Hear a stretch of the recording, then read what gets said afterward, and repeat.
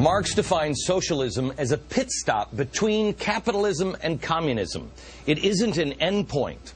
While sometimes this change happens slowly, it always ends badly, but perhaps never worse than with Chairman Mao.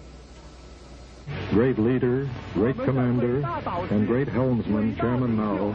Of all the horror that communism has brought to the world, perhaps the worst was brought to us by Mao Zedong. When I was in China, we were all told Mao was like our God.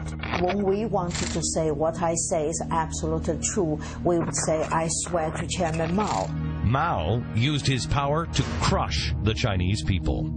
The majority of his crimes came in two distinct waves. From 1959 to 1961 was the so-called Great Leap Forward, which was actually a gigantic leap backwards in which he tried to collectivize and communize agriculture. And they came to him after the first year and they said, well, Chairman, 5 million people have died of famine. And he said, no matter, keep going. And the second year they came back and they said 10 million Chinese have died. He said, no matter, continue. The third year, 20 million Chinese have died. And he said finally, well, perhaps this is not the best idea that I've ever had. When he was told, his people were dying of starvation, Mao said, educate the peasants to eat less. Death have benefit. They can fertilize the land. Mao's approach turned from brutal indifference to revenge. With the Cultural Revolution, his mission was to destroy both enemies and intellectuals. Professors, teachers sat in the corner with a dunce cap on them. They were made to get down on all fours and bark like a dog. Zheng Chang and her family also found themselves in Mao's crosshairs. My father was one of the few who stood up to Mao and protested the Cultural Revolution. My mother was under tremendous pressure to denounce my father. She refused. So as a result, my mother was made to kneel on broken glass. She was paraded in the streets where children spat at her and threw stones at her. She was exiled to a camp. When her father wrote to protest the Cultural Revolution, he paid the ultimate price. My mother tried to stop him. My mother said, do you want to ruin the lives of our children?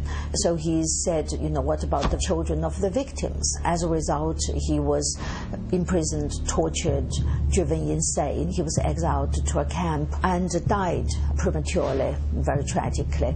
As a victim of Mao's crushing rule, Zheng Chang's father was not alone. Some 65 million Chinese died under Maoist communism. And Mao just didn't care. And he said for all his projects to take off, half of China may well have to die. By a ratio of 3 or 4 to 1, we certainly can say that Mao was the greatest mass murderer of the 20th century. Two of my favorite political philosophers, Mao Zedong and Mother Teresa.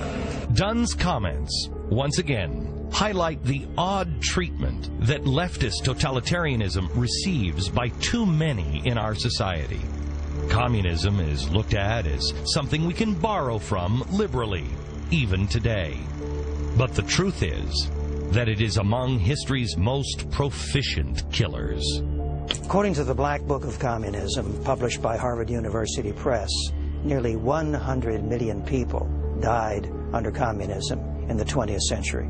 But it all flows out of this idea that the communists think that they can create a new society. And anybody who gets in their way, they will cut down, they will kill, they will imprison, and they will eliminate in pursuit of that goal.